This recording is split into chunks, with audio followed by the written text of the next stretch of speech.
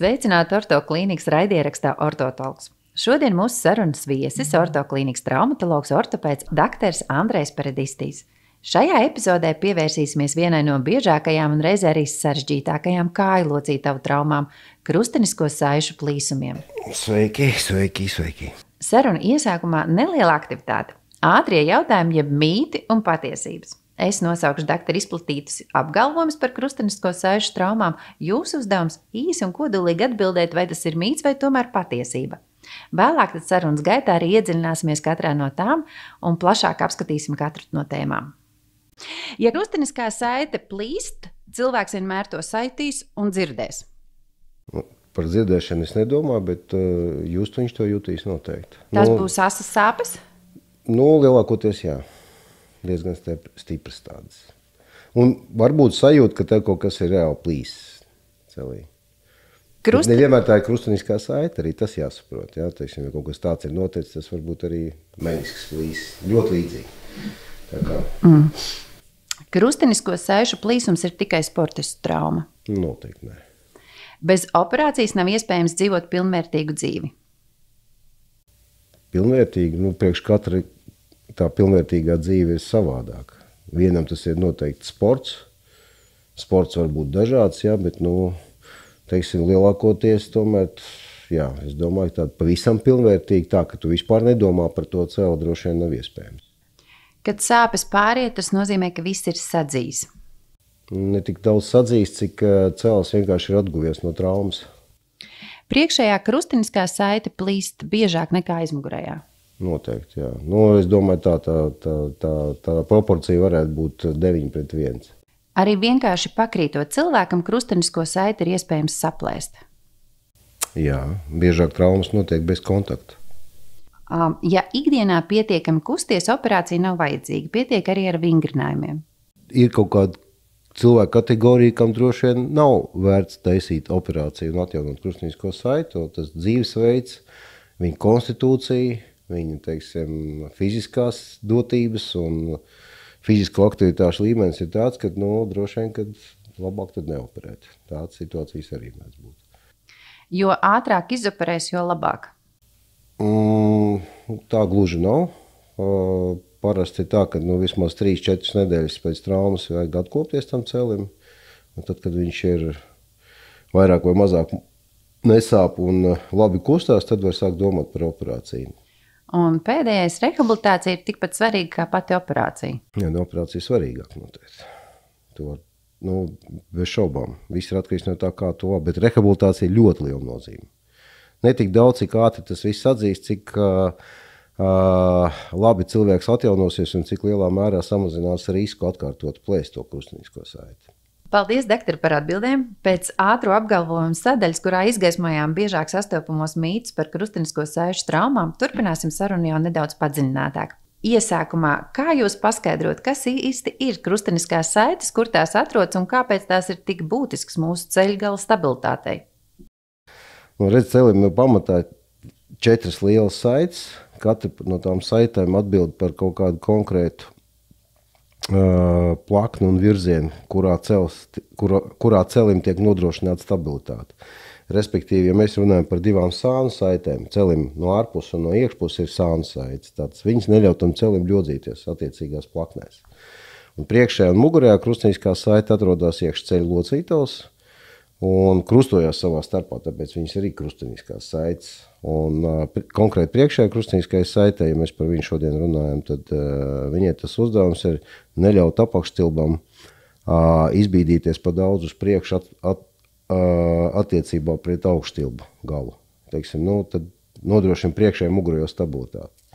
Plus nodrošina tā saucamo rotācijas stabilitāti, ko mēs bieži vien ar muskuļiem neesam spējīgi nodrošināt. Un tur ir tas viņas tas galvenā, tā ir tā galvenā viņas īpašība. Un tāpēc arī to priekšējo krustenisko saiti, atšķirībā no tās pašas mugurējās krusteniskās saites, noteiktā vecumā pie noteiktām situācijām jāatjauno obligāti.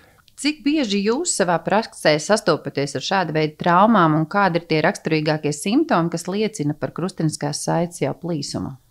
Bieži. Bet, un es domāju, ka krustnieciskās saites plīsušas ir daudziem, bet daudz no traumatologiem, ortopēdiem arī sastopās ar šiem pacientiem. Bet runājot par to, kā tie cilvēki jūtās un kādi viņiem ir simptomi, parasti visi atzīmē traumu, jo priekšējā krustnieciskā saite bez traumas plīst nevar. Tas ir vienkārši nonsens. Tāpēc, ja cilvēkam magnētiskā rezonansē pēkšņi parādās frāzi, ka viņam ir daļējs priekšējās krustnieciskās saites bojājums, vai pat arī citreiz priekšējās krustnieciskās saites bojājums, un viņš nezina, kurā brīdī tas varētu notikt. Tas nozīmē, ka drīzāk tas tā nav. Vai nu ir kļūdains apraksts, vai kaut kāds nekvalitatīvs magnēts, vai vēl kaut kas. Attiecīgi, ļoti svarīgi, lai to cilvēku apskatās ārsts, un tas, kas ar to nodarbojās, ir vesela virkne ar testiem, simptomiem, kuri norāda uz to, ka tā priekšējā krustnieciskā saite ir bojāta.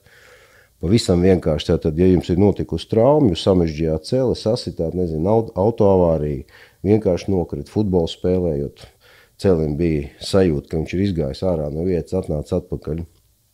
Un pēc tam ir piepamps, tā liela varbūtība, ka tas ir priekšējās krustnieciskās saites bojājums.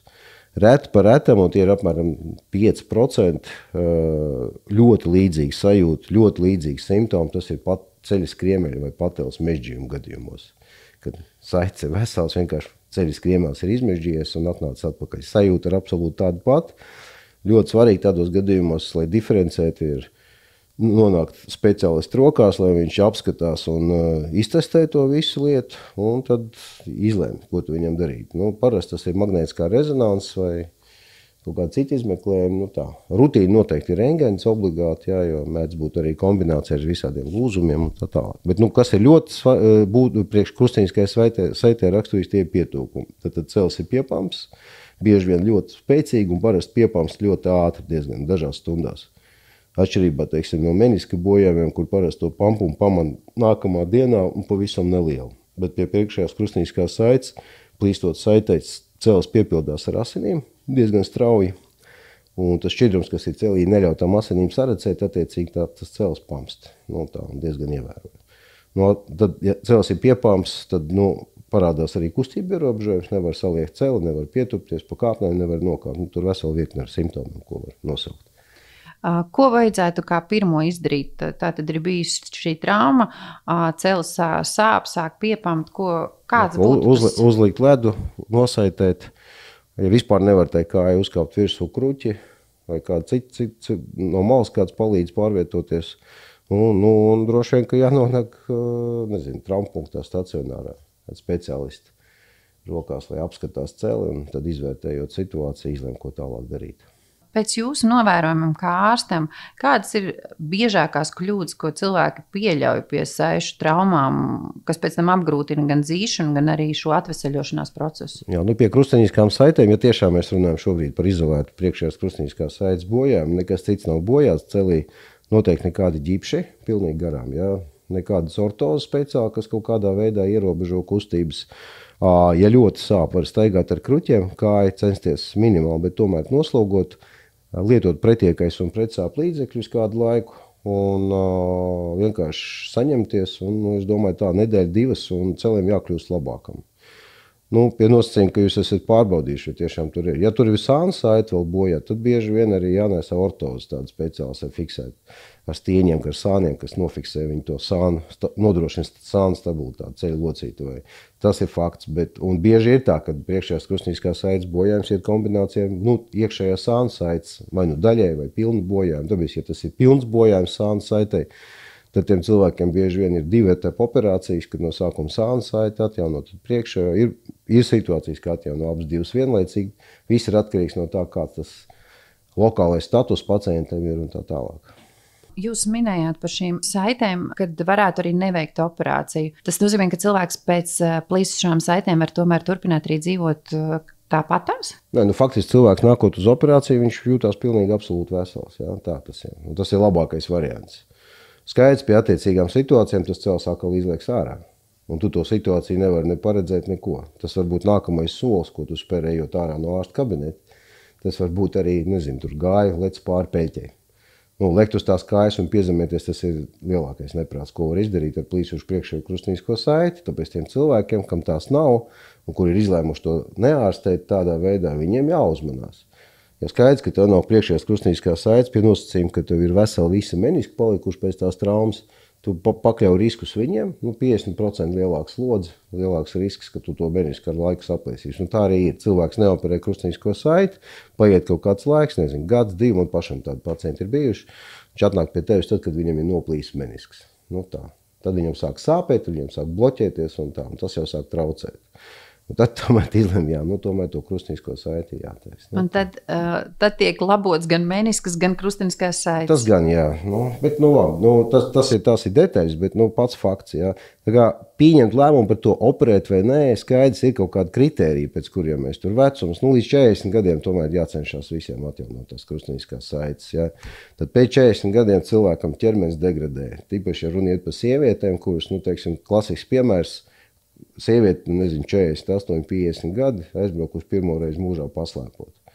Turpat neuzbraucot kalnā, pie pacēlāja nokrīt, samežģīja celi. Tā arī nekad neuzbraucot kalnā, saplēš savu priekšējo krustnisko saiti. Jautājums. Viņi pasaka, ka es nekad mūžā vairs neslēpošu. Viņai, teiksim, tur BMI ir, nezinu, tur 30, tāds liels tas indeks svaram, jā, un attiecīgi jūtās viņi labi, cēlas nesāp. Teiksim, man nav vēlēšanās tam cilvēkam piedāvāt taisīt operāciju. Es drīzāk piedāvāšu viņai pievērsties vairāk fizioterapijai, vingrošanai, maksimāli nodrošināt kaut kādu muskuļu. Skaidrs, ka attiecīgās situācijās tas cēlas viņai var izliekt. Un ir svarīgi arī magnētiskā rezonanse, kā tā saite ir pārplīsusi. Jo pēdējā laikā arī tam pievērš uzmanību, kurā vietā viņa pārplīs, kāds tas priekšējās krustniskās saites stumbrs, kā cilvēks jūtās, cik lokāli, teiksim, apskatot pacientam, tas cels ir tiešām nestabils, jā, tā. Kāpēc tieši tam vecumam, tieši tad, tāpēc, ka audu kvalitāte, mēs tā kā ņemam saitē transplantātu, cīpslas, viss, tā kvalitāte ļoti atšķirīga. Cilvēkam, kuram ir 35 gadi, un cilvēks, kuram ir 48 vai 50 gadi, tie citi audi pavisam. Un, diemžēl, tu vari darīt, ko tu gribi. Tu vari izskatīties kā 18-gadīgs cilvēks, bet audi tev iekšā būs pilnīgi savādāk. Cilvēkam ir diagnosticēts krustniskās saites plīsums, nepieciešama operācija. Kas notiek tālāk? Kādi izmeklējumi, jūs jau gan minējāt par šo magnētisko rezonanci, bet varbūt ir vēl kādi izmeklējumi, kas ir jāveic pirms operācijas? Cik ilga ir operācija? Kā saite tiek atjaunot un kā viņi vispār tiek aizvietot, viņas tiek sašūta? Jā, kas notiek operācijas laikā ar to cilvēku? Es sapratu, jā. Tad, ja runa iet par to, ka priekšējā krustniskā saite ir daudz visādi testi, ar kuriem mēs pārbaudām, vai tā saite ir plīsus vai nē, tad tā saucamies stabilitātes testi. Es tur nesaukšu viņas vārdos, bet ir kaut kādi 3-4 testi, ar kur palīdzību mēs varam pateikt. Ir vai nav plīsus krustniskā saite, arī nevienmēr, bet 99% gadījumos jā. Tad ir magnētiskā rezonanse. Kopš ir magnētiskā rezonanse, godīgi sakot, vispār liekas, ka vairs nekas cits nav vajadzīgs. Ko tu tur baigi skatīties, uztaisīt to magnētisko rezonanci un tev ir gatava diagnoze. Tā arī nav. Tīpaši, ja tā saite ir plīsus pusgadu atpakaļ, tu bieži vien arī var kļūdaini veselu saiti pilnīgi nosaukt par plīsušu, kas arī notiek apmēram 3. daļā no magnētiskās rezonances aprakstiem. Tas ir ļoti svarīgi skatīties cilvēku pašu. Un tad arī pieņemt lēmumu par to operāciju. Okay, bet, ja mēs esam nonākuši pie tā, ka to operāciju jātaisa, parasti tas ir dienas stacionārs, jā, tad slimnīcā pacients. Mēs varam atļauties pagaidām pacientu turēt arī nakti pēc operācijas, ar domu, ka vienkārši nodrošināt maksimāli komfortablu sajūtu, jo nav noslēpums, ka pēc operācijas periodē, tīpaši akūtajā, mēdz būt sāpes. Ja? Kaut gan tie ir apmēram 40%, 30%, kam sāp vairāk. Ir tādi, kuriem nesāp vispār. Grūti pateikt, kāpēc. Protokols ir diezgan vienāds visiem atsāpināšanas, un operācijas tehnika arī diezgan standartizēta. Un salīdzinot dabiski ar to, kā kādreiz priekšējās krustniskās saites atjaunošana notika, tie bija lieli griezieni, liela trauma ceļa locītavai, tur mēnesi 2 ģipsija, punkcijas pastāvīgas, sakot, un atjaunoja arī bieži vien ar sintētiskiem materiāliem. Un, sakot, tā tehnika nebija tik tālu atstrādāta kā tagad. Un tagad tā operācija, viņa var ilgt 30 minūtes. Viņa var ilgt 30 minūtes. Parasti saiti atjauno, izmantojot pašu cilvēku audus. Transplantātus var paņemt, respektīvi to, ko mēs liekam saites vietā. Paņemt vai cīpslas, hamstringus, tā saucamos aizmugurē, tos ceļas kriemeļsaites vidējo trešdaļu, var paņemt 4 galvenā muskuļu cīpslas vidējo trešdaļu, var paņemt, veselu virkni no citām vietām, vietas, kur paņemt transplantāti ir daudz. Un tad to transplantātu viņi izveido par tā kā saiti, un lai nostiprinātu viņu kaulā, tā kā saiti ir tāda struktūra, kas savieno vienu kaulu ar otru.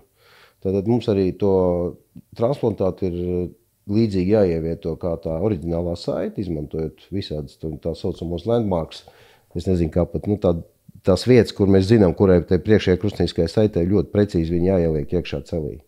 Principā tā lielākā operācija notiek caur 2 maziem caurumiņiem. Tā mazākā operācija, tā ir transplantāta paņemšana, notiek caur lielāku drusciņu griezienu. Tas vienalga atkarībā no tā, kur transplantātu mēs ņemam. Tas grieziens var būt 2-3 cm līdz 7-10 cm. Ja? Bet tā pamata operācija caur 2 maziem caurumiņiem. Tā kā vispopulārākais transplantāts ir tas, tie saucamie hamstringi vai mugurējā muskuļu, augstu muskuļu grupai tur 2 cīpslas paņem parasti. Tad tas grieziens ir apmēram 2 cm apakštilbu augšējā trešdaļā, tāds priekšpusē. Maziņš grieziens rēti, bieži vien pēc kādu laiku vispār nav redzami. Ja, bet, ja cilvēks uztrauc, tas ārējais izskats bieži vien, bet man ir svarīgi, kā tā saite ir ielikt iekšā. Un saitē jābūt precīzā vietā, ja tas tā nenotiek, ja viņi ieliek tur ar atkāpēm no tā, kā tam ir jābūt, varētu būt tā, ka cilvēkam saglabājas nestabilitāte vai parādās arī kustība ierobežojumi un tā tālāk. Bet pats galvenais, ne jau tā operācija cilvēkam aiziet seceni, tāpēc, ka viņš ir narkozē ar trankvilizatoriem asinīs, viņš guļ un viņš daudz neko nesaprot. Bet ir svarīgais tas pēcoperācijas periods, kur mūsu protokols ir tāds, ka apmēram 2 nedēļas, ja tas ir krustnieciskā saite tikai, tur nav nekas cits vēl darīts celī, bieži vien mēdz vēl meniski šūti un tā tālāk, bet runājam par klasiku. Ja, tad priekšējā krustnieciskā saite, tad cilvēks 2 nedēļas ar kruķiem formāli, vairāk disciplīnai, lai atslogot drusciņu to kāju, kas ir operācijas laikā, tomēr tā ir trauma. Un vingrošana. Sākotnēji pats vingrinājums jau parāda šeit pats slimnīcā, fizioterapeits pirms izrakstīšanas. Un pēc tam ar fizioterapeitu. Un tā vingrošana ir kaut kāds 2,5–3 mēneši. Tāda, vienreiz, 2 reizes nedēļā pašam jāvingro. Tā, lai varētu atgriezties sportā, 9–12 mēneši. Ļoti svarīgi arī saprast, vai viņš ir gatavs atgriezties sportā, lai nesaplēst to saiti uzreiz. Un tad ir visādi speciāli funkcionālie testi, kurus viņam ir jānoliek. Bet kas ir svarīgi, kāpēc cilvēkiem parasti rodas jautājums, kāpēc tik ilgi? Tāpēc, ka tik ilgi saite, pareizāk sakot, tas transplantāts pārtop par saiti. Viņam ir vajadzīgs laiks.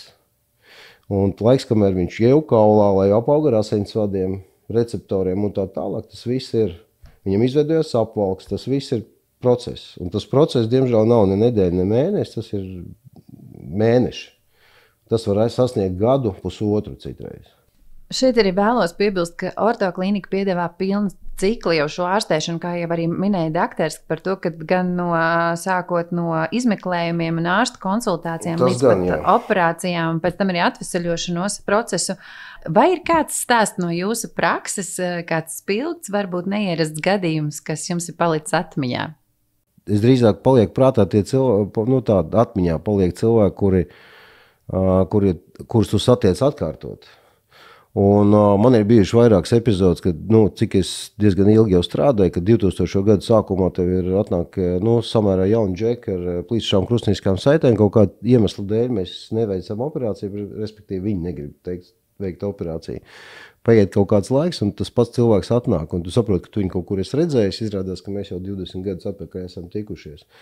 Un tagad viņš atnāk ar šķību celi, jā, tad viņš visu šos gadus nodzīvo, jā, viņam periodiski tur kaut kas notika, vēl kaut kas, jā, un tad tas celis tā kā, lēnām dilst, bet dilst viņš tik lēni, ka tu pat nesaproti, ka viņš to dara, jo, kas tu, kam celis nav sāpējis, vai ne?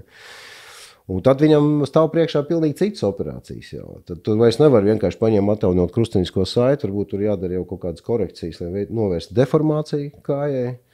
Ir arī situācijas, kad cilvēki vienkārši noved pie mākslīgās locītavas. Tā pavisam attiekties pret to priekšējās krustnieciskās saites bojājumu pavirši nevajadzētu. Tomēr jāpievērš uzmanību un jādomā. Galvenais ir izdarīt to pareizā brīdī. To parasti izlēma ārsts. Jā, es ceru, ka ar kompetenci viss ir kārtībā lielākai daļai un viss kārtībā. Un tad viņi neoperē nevajadzīgi, operē savlaicīgi, un tas ir būtiski. Sarunas noslēgumā tāds jūsu kopsavilkums par visu šo. Kas ir tas galvenais, ko mums vajadzētu atcerēties un paturēt prātā par krustenisko saišu plīsumiem? Jāpatur prātā to, ka jūs to nevarat ietekmēt. Tas ir viens. Tas ir absolūts liktenis, jā, bet tas liktenis ir jūsu rokās faktiski. Ja tu esi izlēmis, ka tu gribi nodarboties ar tādu sportu, kur potenciāli tas risks ir liels, kā vispilgtākais piemērs, tā ir kalnu slēpošana, kas ir ļoti populāra Latvijā, valstī, kur praktiski nav kalni, ja? Bet ļoti ir forši aizbraukt uz Austriju, vienai daļai vai tepat, uz Poliju, vai tepat arī uz Milzkalni, ja? Tad aizbraukt paslēpot, un tie, kas nav gatavi tam, es domāju fiziski, nevis morāli. Morāli jau visi ir gatavi. Es šodien braukšu, bet tas ķermenis nav gatavs tam visam. Tad, principā, padomā, pirms tu to dari, ir vērts padomāt varbūt par kaut kādu nelielu īslaicīgu fizioterapijas ciklu, lai izvērtētu, kādā stāvoklī tavs ķermenis tiešām ir gatavs. Jo, ja krustniecisko saiti var vienkārši stāvot uz vietas, var saplēst, vienkārši neveiksmīgi nokrītot. Jāsaprot, ka vai tu esi absolūti tizls, vai tu esi vienkārši tavs muskuļu aparāts absolūti nav gatavs tādai lietai. Tad tev ir jādomā, kā tev to ķermeni sagatavot. Un to var izdarīt jebkurš absolūti. Paldies doktoram Andrejam Peredistiem par sarunu, vērtīgiem padomiem un arī iedrošinājumu. Liels paldies arī katram klausītājam, kas bija kopā ar mums. Sargāsim sevi un rūpēsimies gan par savu, gan līdz cilvēku veselību. Sarunu vadīja Agnes Baumane, par skaņu rūpējās Gunts Bērziņš. Uz tikšanos jau nākamajā podkāsta epizodē. Paldies!